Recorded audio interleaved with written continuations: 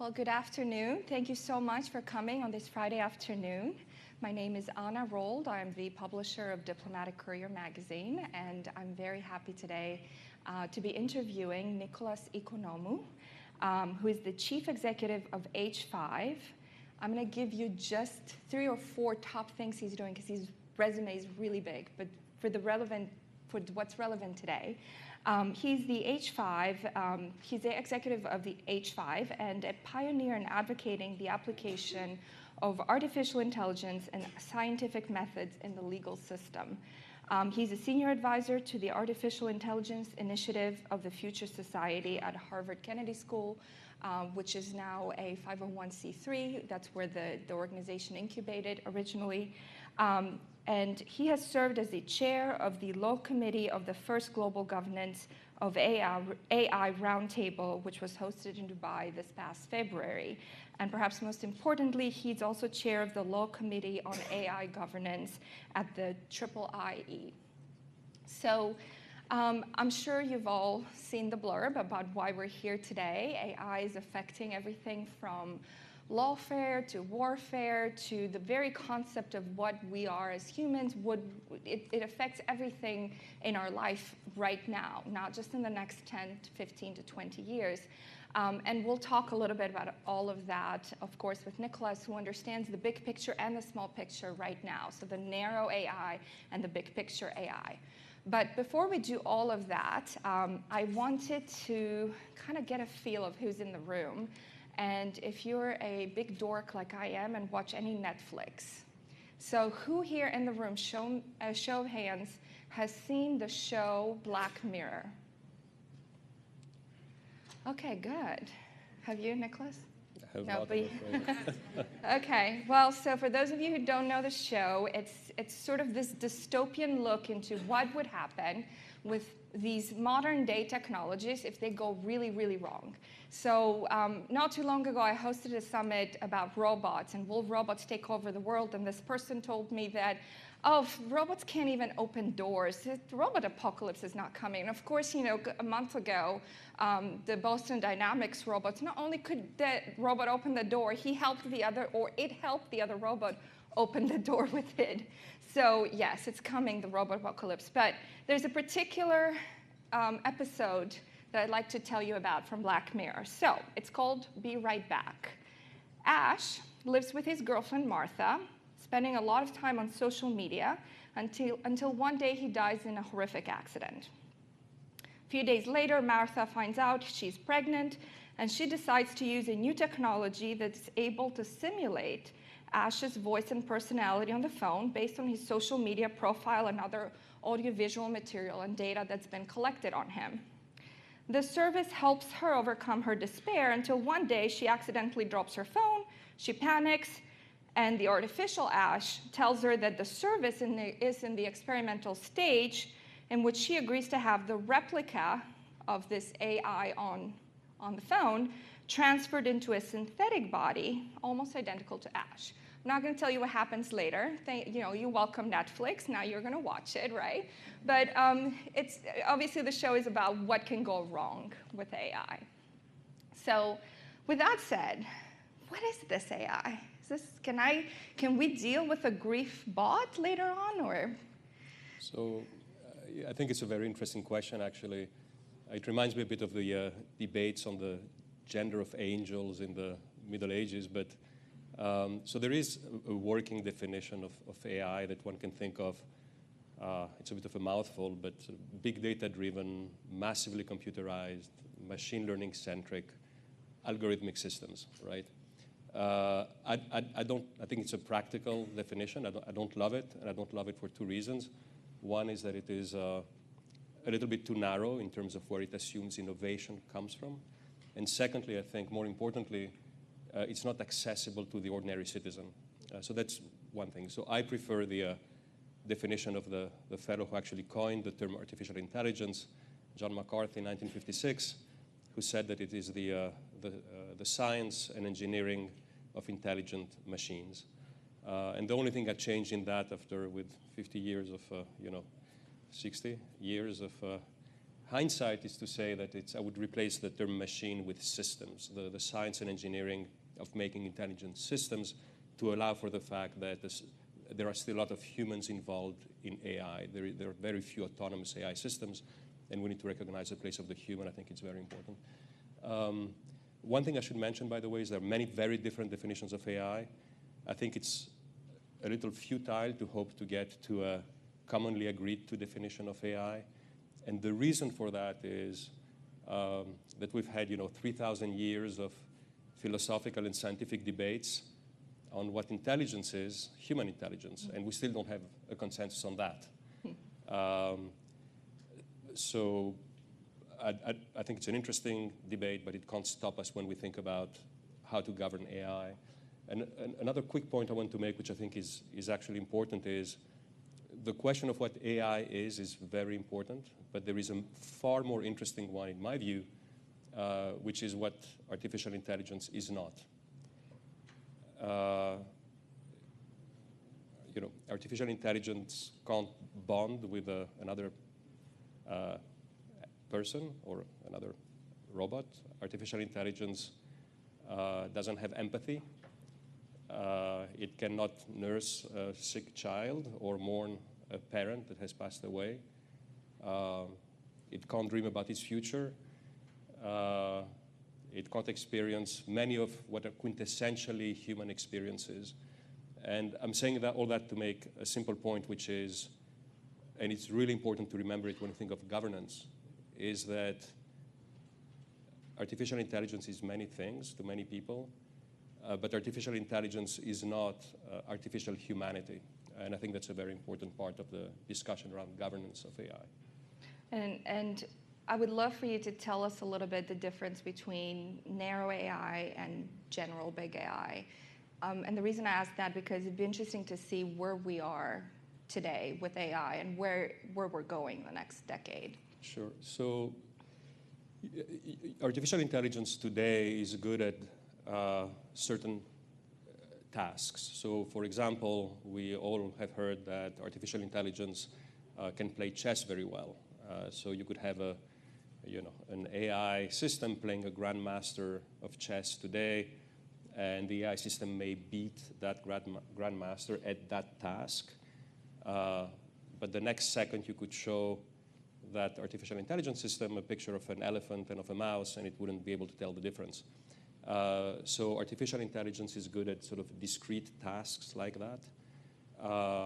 And the question is, well, when is what's called artificial general intelligence going to emerge? AGI, intelligence like yours and mine, that is very versatile and can be applied almost intuitively to any range of problems that we face. My own perspective on that is that on when this is going to occur is that predictions about the future usually age very poorly, so I'm not going to predict the timeline. But I think I can make two comments on that, perhaps. One is, at least my view is that unless there is an innovation, a truly unexpected, transforming innovation that we're unlikely to get to AGI in the foreseeable future, AI is going to get better and better at doing these specific tasks. And I think what we need to look out for is the transition between what we call supervised AI, which means where humans first have to say, well, this is a picture of a mouse, this is a picture of an elephant, and you have to tag all those things, and then machines learn from that, and how that evolves to unsupervised AI that learns on its own with less and less human input at the outset. One quick thing to mention about AI and where it's going, it is ever more complex because of the computing power applied to it. And that means that even experts in AI don't always understand the way in which decisions are made by algorithm. And so that's a real challenge. At the same time, I feel that whereas the pace of change is rapid, we still have time to think about the governance of AI and how to apply it for the betterment of humanity while mitigating the risks. So when you think about the next decade, what are some sort of the big things we need to be thinking about when it comes to governance?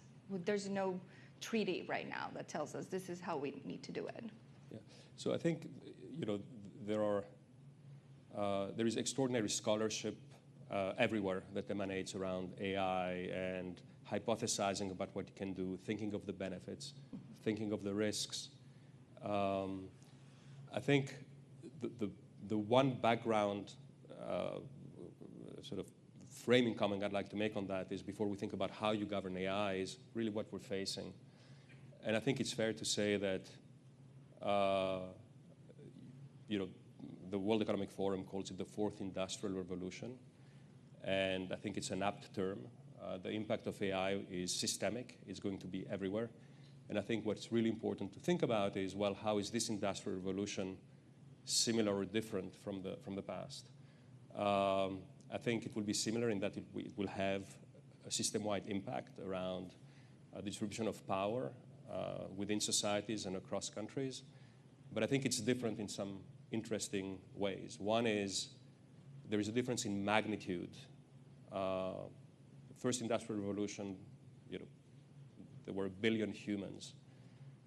In the 70s, there were 2.5, 3 billion humans. Today, there's 7 billion humans. So the magnitude is so much greater. And that is a huge challenge when you're facing a revolution. The second one that I think is a distinctive characteristic of this revolution is the velocity, the speed at which transformation happens. The McKinsey Global Institute predicts that in the developed world, about 30% of the workforce will need to adjust to new and different types of work by 2030. Right? This is extremely rapid. I think the other characteristic that is really important is what I call the tolerance for violence. In the first industrial revolution, the change caused tremendous pain and distress and suffering, but society tolerated it. Today, the way we're globally connected and the expectations we have for how society should look after its citizens, the tolerance for violence is much, much lower. And that, I think, has implications for policymaking as well. And lastly, I'll just say this. I think the prior industrial revolutions forced us to think about our relationship to work, to machines, to how society is organized. This one, I think, is going to confront us with truly questions about our very conception of what it means to be human. And that is truly unprecedented. Very well. So can you maybe go into a little bit more depth about some of the challenges that you see in AI? I know you come from the legal profession, but you're also a scholar of AI in general. So would you tell us a little bit more about? Yeah, I think the way I like to think of this is that AI creates sort of all sorts of perhaps fantasies for everyone. It's sort of this imaginary, this collective imaginary on which you project, so many hopes and aspirations and worries. And in that is captured both the challenges, the risks, and the opportunities, the good and the bad. And typically they mirror each other, and I think they're even really intertwined. And I can give a couple of examples of that. One emanating from the law. One can imagine, and this is really an imaginary, right? One can imagine AI judges that are all-knowing, really understand the law extremely well, the public policy objectives of society very well, all of the precedents very, very well, and they can be devoid of bias and, in effect, create better system-wide outcomes with faster access to justice and more consistent results in judicial decision-making. That's a wonderful aspirational goal for an application of AI, one could say. Well, here is today's reality. There was a case in Wisconsin recently where a judge relied in part on a black box algorithm, on I would call AI, to determine the length of the sentence of a person who had committed a crime. The defendant asked for the opportunity to look at the algorithm, to see how the algorithm works, to be able to examine it, and the court denied that right to the defendant. That went up to the Supreme Court of Wisconsin that wrote, by the way, a very well-balanced opinion, but so this was not crazy judges doing crazy things. I mean, they were balancing different values of society, including the right to protect your intellectual property and so on. But in effect, the Supreme Court of Wisconsin let the decision stand, and the Supreme Court of the United States declined to hear the case. So it's a little bit of a shortcut to say that, but to date is the law of the land in the US that if you have committed a crime, the length of your sentence may in part depend on what AI thinks of you. That's not scary at all. If I have a moment, I'll just give perhaps another example that I think also balances these two, both the opportunity and the risk. I think something very novel tied to AI is what's called social AI. So there are great studies in psychology that show that humans interact with human-like machines the way they interact with humans. So there's wonderful applications for that, right? Teddy bears that can look after your little baby, reassure it when it's crying, look after it when you're away so that it doesn't hurt itself. And you can think of that through all age groups up to elder care, where you could have very caring sort of, and again, that's an imaginary of the future, humanoid sort of bot that can really look after a person very well. And there is, or provide access to education to hundreds of millions of people today who don't have it, right? And the other darker side of that is, well, that teddy bear that is consoling your child in the middle of the night, what does it say to that baby? And what values does it carry? And perhaps even you could ask yourself, what perspective on society, what political beliefs does it convey? And so on and so forth. Through all ages, you can imagine similar sort of risks. And so there is a real question as to actually how that can be used to influence how people think, their political beliefs, their views on society, and so on and so forth. So again, these risks and benefits are intertwined, and the stakes are incredibly high, and that's why governance is so important. So fill in the blank for me. If I were a policymaker, here are the things I would think about. We're in Washington after Okay, all. yeah, thank you. So I think of two things, probably. One is evidence-based decision-making. There is no question that public policy will need to change in many, many domains because of AI.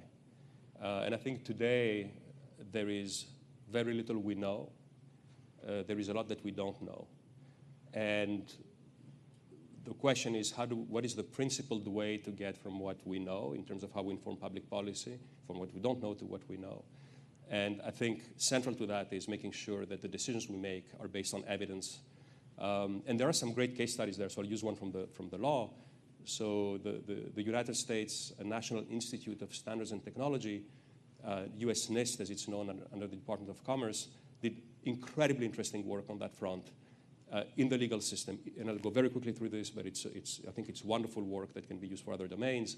In the US, when there are big investigations, big litigation, very often there is tens of millions of documents involved. It can be email from corporations, it can be all sorts of data, and it's used to find the facts. Who did what when? What happened? How did it happen? And so on and so forth. So it's all of the facts you're trying to extract so that the judge can make a decision. But for the past decade or so, that fact-finding task in all of these documents has been, in effect, assigned to AI in many cases in the US. And so effectively, NIST asked the question, I'm kind of paraphrasing, do this system work? How do we know? And they developed a set of protocols that allow a court, a practitioner, an ordinary citizen, society, to trust, to know whether or not AI applied to a specific case where AI was used for fact-finding amongst all these millions of documents, whether or not AI was effective at finding the key facts that the judge needs to make a determination. So that's truly, I think, evidence-based decision-making at its best. A scientifically sound protocol that applies to individual cases that citizens face and that are accessible and understandable to citizens. So that's one thing. And the second thing really is AI governance itself.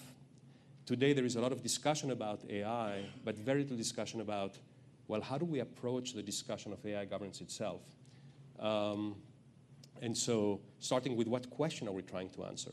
And the way I like to formulate that question is, to what extent should societies delegate to machines decisions that affect people, right? From that, what framework do you need to answer those questions? And there are many frameworks at play. I think a very interesting one is the one that the Future Society has developed, which is sort of looks at 4 sequenced layers to help think through the process, starting from the general to the specific, starting with the central value that we think AI should advance. And we posit that this value is that all human beings are born equal in rights and dignity. From that, you go to something more specific, which are principles. for example, many of those you've heard about maybe in the context of AI, is the principle of transparency, of accountability, of measurement, what we just talked about, of competence. Who is competent to use AI for the benefit of humanity, and so on.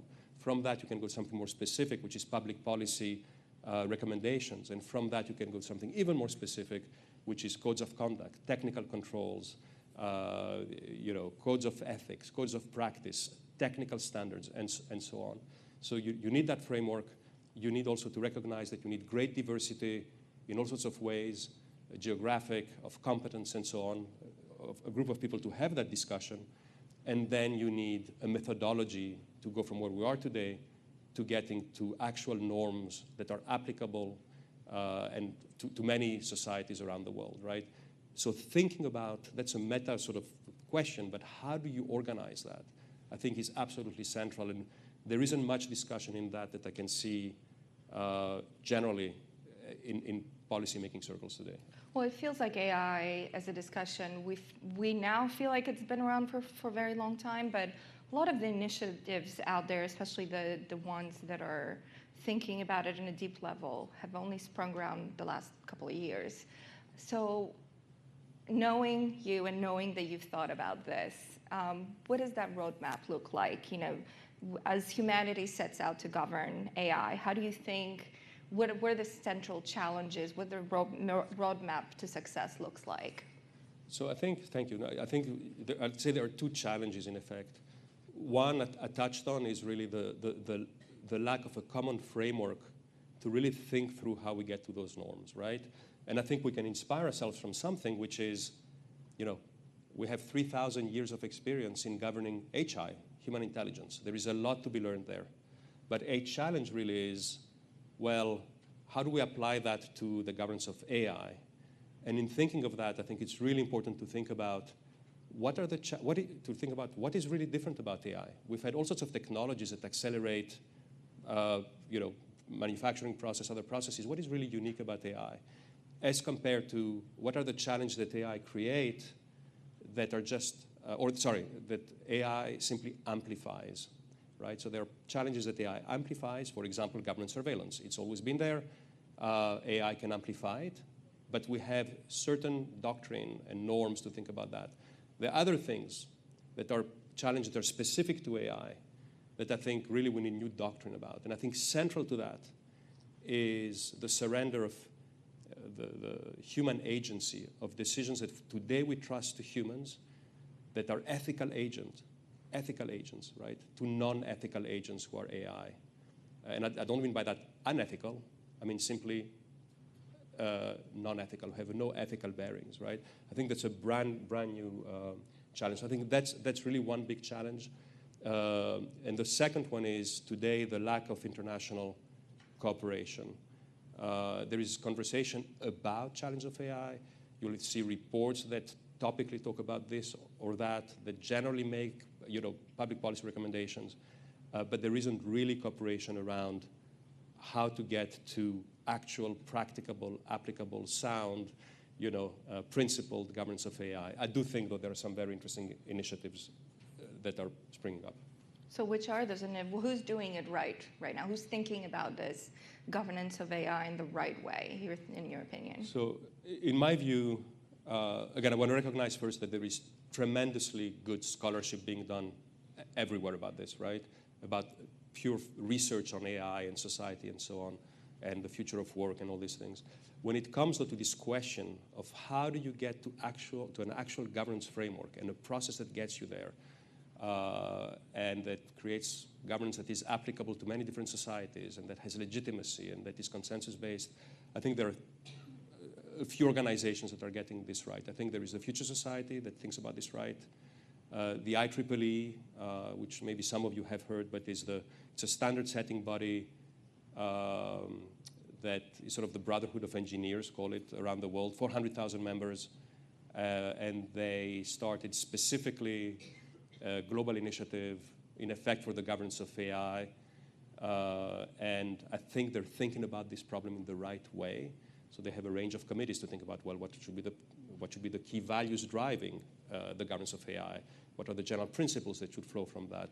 What should be the public policy recommendations that flow from that? And again, what should be the sort of the practical guidelines for practitioners, for real-world industries and people to follow? So I think the IEEE thinks about that very well. And I think more recently we've seen the government of the UAE launch this past February what's called the Global Governance of AI Roundtable under the leadership of the Minister of AI of the UAE. It's the first country that has a Minister of AI. And I think it's a very laudable vision to help to make, in fact, try to make the UAE sort of a hub for these conversations, thinking about governance and how to develop norms for the betterment of humanity. So I think these are think about it, right? There is one more endeavor that will take in place in June. I can't talk in detail today, but that I think is going to be a very interesting summit with some leading entities worldwide that will meet to talk about exactly that, that question and how to create better collaboration between all stakeholders in society, corporate governance, civil society, and so on. So there's definitely a lot of scholarship, there's substantial scholarship on AI. There's the private sector's approach, obviously, from the business perspective. Do you believe there's sufficient government initiatives out there to figure out AI for now and the future? I think there are, I think it's really starting. I mean, you do see international organizations really caring about how AI can improve, the world. There is the, I mean, in Geneva, there's sort of the AI for Good summit in a few weeks. I think generally, other than the UAE, I haven't seen many initiatives around governance. We heard President Emmanuel Macron of France recommending the equivalent of an IPCC panel to help with governance. I think it's a wonderful idea. It's anchored in the same set of beliefs, I think. And so we're certainly very encouraged by that. Future Society in France is very supportive of that endeavor. And so we think that these are the sorts of initiatives that we think, policymakers, if you're in the room, and academics, students, if you're here, and practitioners, you should be probably paying attention to. I think they're generally very well thought through endeavors. I think, always would benefit from more input from a more diverse set of scholars and policymakers, but I think pretty much this is where the collective intelligence coalescing is around the models that these three endeavors have advanced. Fantastic. I want to leave room for questions from the audience, but my penultimate question for you is, let's think 100 years from now. Where are we going? Are we going to be able 100 years from now to even recognize AI? Or is it going to be so identical to human intelligence? So, I think it's a very hard question. Bold predictions. But I would say, yeah, so my prediction is this. I'll make a slightly more general prediction. I do think there'll be tremendous progress. I don't know if we'll have hit AGI by then, so intelligence like yours and mine. I think that if you look at I'll make a prediction on whether the good or the bad will prevail, maybe. And I'll say on that side, I'm a cautious optimist. I think if you look at the arc of history and technological development since in the Stone Age, good actors have always confronted bad actors, and all technologies have been used for good and bad. Even human intelligence, you could say, is a dual-purpose technology for good and bad. And I think history teaches that, on balance, overall, humans have been able to find a positive equilibrium that, over the duration of history, has made society more livable for humans. And so I think that good actors will prevail.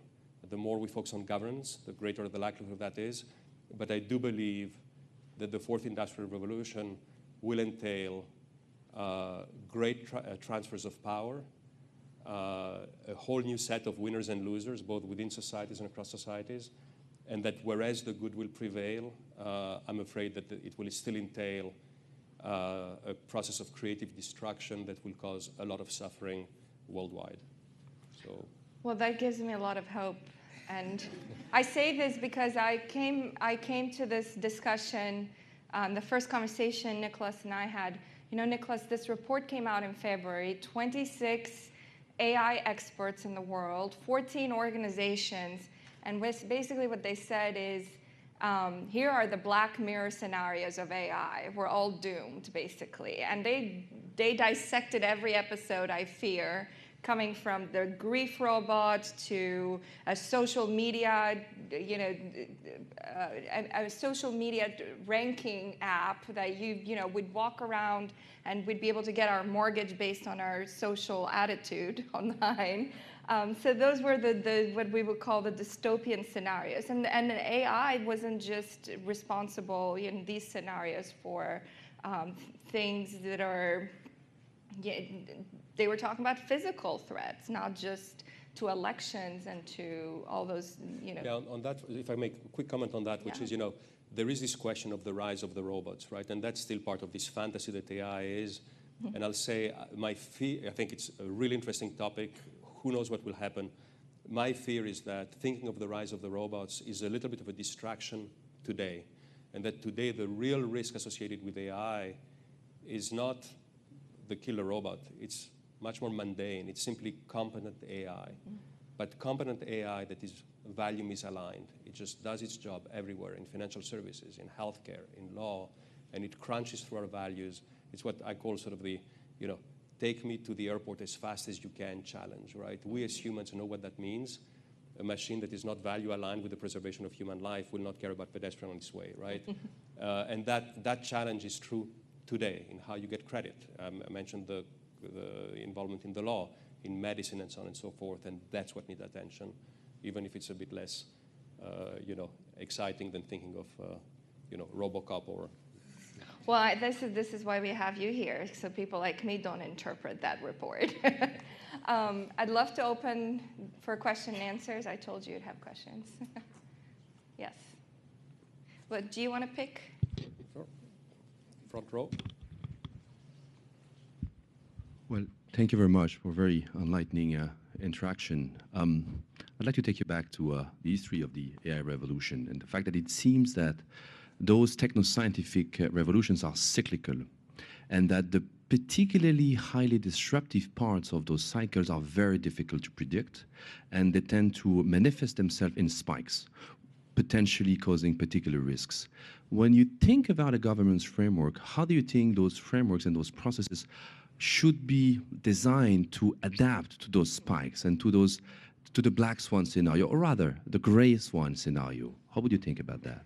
Yeah, so I think that's central to governance, which is this notion that we don't know what we don't know, and we need to recognize that the governance frameworks we create need to be adaptable, not just geographically today, but adaptable over time to change, and that the risk and reward of new technologies are always present and intertwined, and that therefore the governance frameworks that we adopt have to be extremely dynamic and allow policymakers, decision makers, to adapt over time. And so this question of how you build a policy framework that really can sustain the future and can sustain the unknown is absolutely central. And one really needs to think about that as not a frozen situation, but truly as a very dynamic, very complex world where the system dynamics are simply too complicated to understand. And on that front, I'll just say, I tend to inspire myself to some extent from, again, the governance of AI,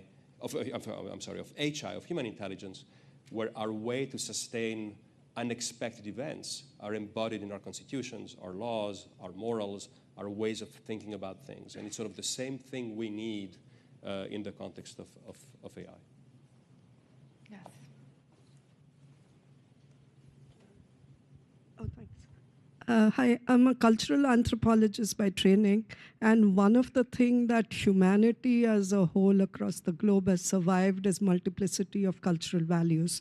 And here you made a statement related to the principles, the policies, and technical competencies. So you're really talking about somebody who lays out a principle out there, and then these are the steps which you follow down to the hierarchy.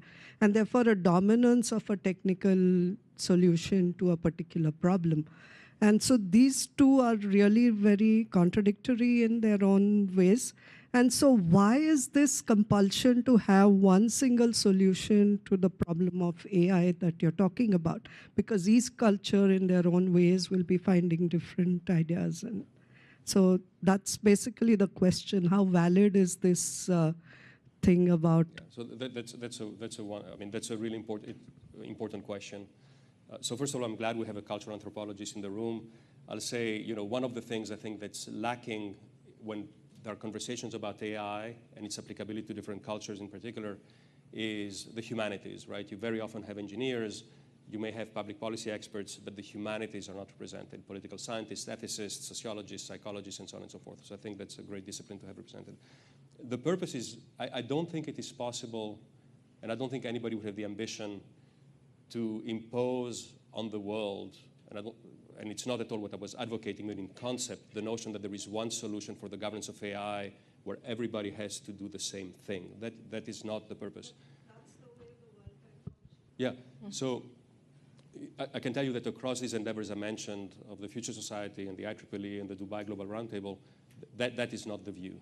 The view is to try to offer certain guidelines, certain norms that can be used in a culturally adaptable way, but that still reflect certain values we share. We mustn't forget that there are some values we share that can be part of these governance frameworks. We all agree, and I'm paraphrasing a philosopher alike, but that we all agree that peace is preferable to war, that the respect of the human being is preferable to humiliation, that dignity is important, right?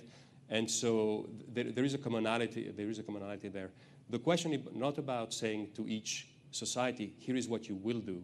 The question is to give societies instruments that are principled such that they can make the decisions they want. I just want to go back quickly to the example I gave, which is the work that NIST did in the legal realm. NIST doesn't say you must use AI in your legal system to find facts.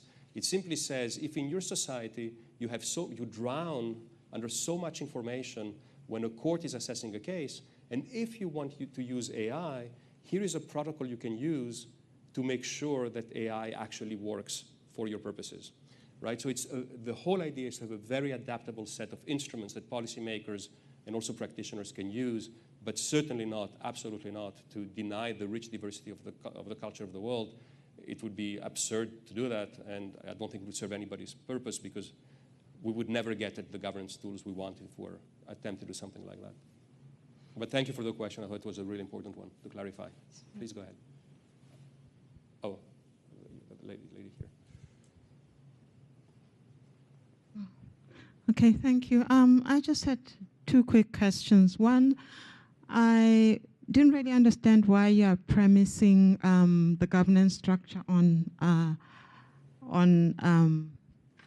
you said the assumption that machines are non-ethical. I understand that right now they are, but given the rate at which technology is advancing, I'm sure that some algorithms are going to start incorporating ethics into it, and what the implications are then for the type of governance system you would.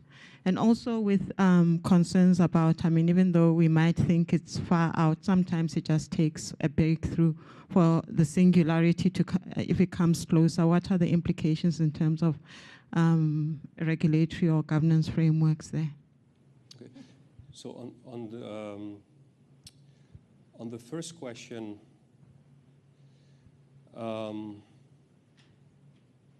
let me start with the second one. I think the ethical challenges raised by, in my view, by AGI, and whether there's singularity or not, but let's assume there is one. The ethical issues raised by AGI are actually not that different from the issues we're facing today. So I think the way at least the endeavors I'm involved in that I mentioned think about the challenges, and the ethical challenges in particular, I think are adaptable to the AGI world in significant part. I'll take again the issue of the judge that I mentioned. Today, in the case in Wisconsin I mentioned, you have this interwoven continuum of AI and HI, and it raises the exact same ethical questions about if you only had AI. You have a set of decisions that are made by a non-ethical agent, and I'll come to what that means in a minute, that a human relied on. And that human, to my knowledge, does not know how that algorithm works, how to interpret its output or its decisions. So the very fact that we've delegated part of the decision of a judge to a machine raises at its core the exact same ethical questions than the AGI would. Now, to your question about ethics,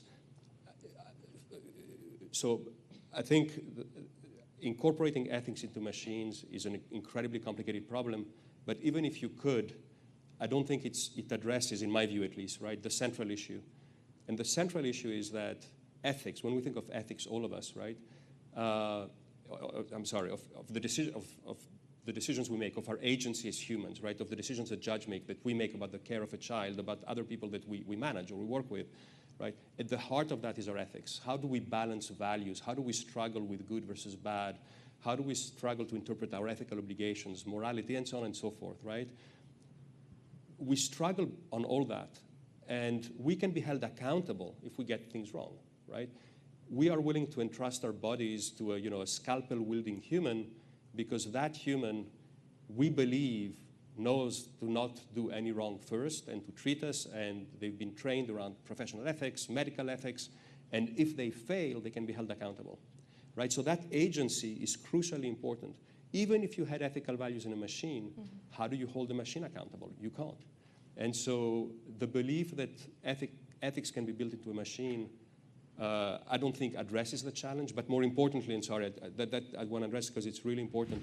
I come back to the comment I made in the beginning, which is artificial intelligence is not artificial humanity, right?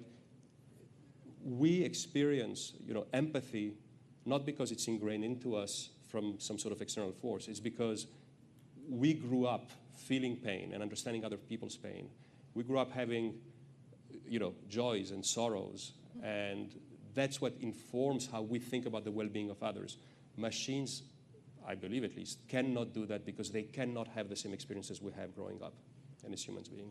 Unless, going back to my favorite show again, you can just upload your conscience in a machine. I'm just kidding. Can we go on this side of the room? I know there's questions on this side. Sir. The second row. My name is Obed Ligate. I'm a researcher and an author. My question is about the developing world and the diffusion of innovation.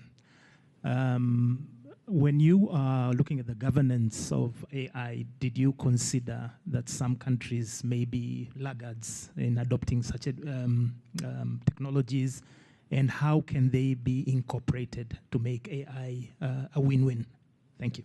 Yes, so that's a wonderful question. It goes back a bit to the first question the gentleman asked here, which is that the governance frameworks we develop have to be adaptable not only in time, but geographically, and recognize that different societies have different needs.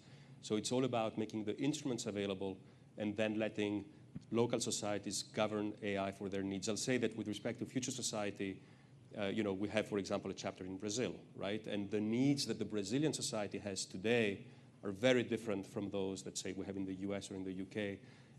I spent about a decade myself working in Africa across the continent before the revolution of the cell phone. And so I saw, in the real world, how the advent of the cell phone, of digital technology, cellular technology, allowed the continent to leapfrog in certain ways technologically many other countries, right? So mobile banking, for example, was available in Nigeria in a routine way, much more than well before it was available in my home country of Greece, right? So, my point here being that the whole idea here is to be, to the extent possible, culture and geography neutral, and make sure that the instruments we provide are useful in the societies in which they're applied, and to have, it's the concept of subsidiarity, as they call it in the European Union. How do you delegate and let the decision makers closest to the societies and to the people affected make decisions, but equip them with instruments they can use. And that's true in the US, and it's true certainly for developing countries as well, in my view. I want to ask the organizers, could we get one more question? How are we doing with, I know we're... The gentleman there has been... Thank you. When you talk about AI and other robotics, another topic which you must be aware, which is coming up very hot today's discussion in all forums, and a lot of surveys and research have been done, is on future of work. And I feel both are interconnected or related. So my question to you is, you have any idea, because we are talking about losing of a lot of existing jobs, tasks, skills, in 20 to 30 years or 50 years time, what are the, because based on the historical technological evaluation, especially in last 20 to 30 years, so what do you predict will be the new skill sets which will emerge as jobs and tasks in the post-AI?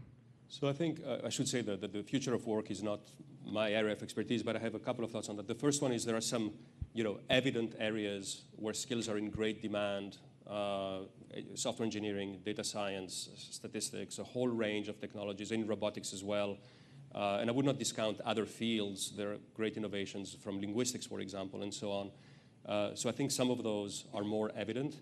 I think there is no question, again, I mentioned the McKinsey report that stated that about 30% of, in developed economies, the workforce will need to adapt to new skills. It's hard to anticipate, if you think 30, 40 years out, what all of that would be. Just think 10 years back, if you look at the, cover page of Forbes, it was how Nokia was a giant that could not be stopped, right? And the world has changed in a way none of us could have predicted. So I think I'm not going to make a prediction about that, specifically the skills beyond those that are obvious.